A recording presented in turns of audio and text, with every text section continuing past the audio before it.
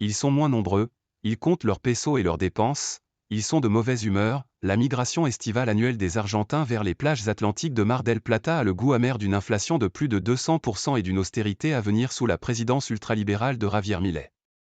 Il est des détails qui ne trompent pas. Sur la plage, des groupes d'enfants, d'adultes, disputent des matchs de football sur le sable brun doré.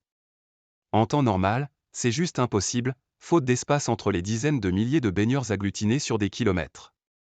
Qu'on l'aime, ou qu'on déteste sa foule, son bruit, ses bars de nuit, Mar del, mecque vacancière à 400 km au sud de Buenos Aires, reçoit normalement, entre Noël et février, 6 fois plus de touristes que ses 650 000 habitants.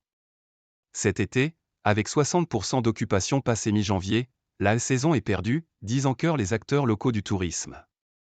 L'été dernier, je faisais au minimum 30 courses par jour. Là, je suis content si j'arrive à 15, grimace Daniel Molina, taxi Marplatense, près de la gare routière où une longue file de chauffeurs oisifs attendent le client. En temps normal, ici on n'avance pas. Là, c'est mort. Triste de compter tout.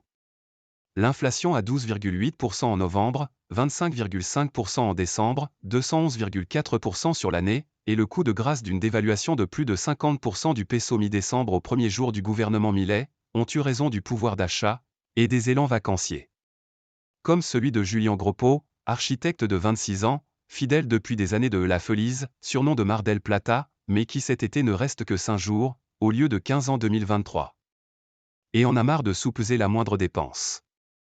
C'est une vraie M, gémit-il. On devrait être tranquille en vacances, ne pas se soucier.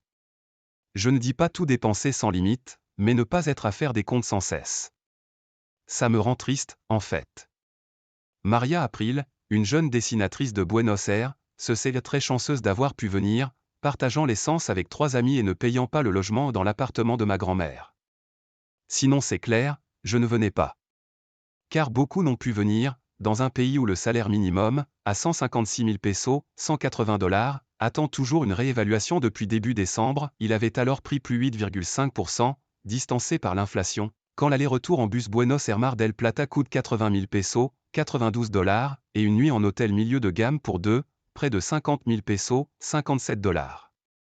Hôtellerie, notaires locaux, rapportent un taux d'occupation moindre de 20 à 30% que l'an dernier, mais Valeria Prato, agente immobilière de 45 ans, assure n'avoir même pas loué un quart de bien comparativement à l'été 2023. Chacun à son niveau mesure le changement, les chiffres, l'humeur. Comme José Maria Mandiola, qui loue des petites tentes pour s'abriter du soleil, dans un club avec piscine en bord de plage, 50 à 60% à peine de tentes louées, affirme-t-il. Déjà un autre pays.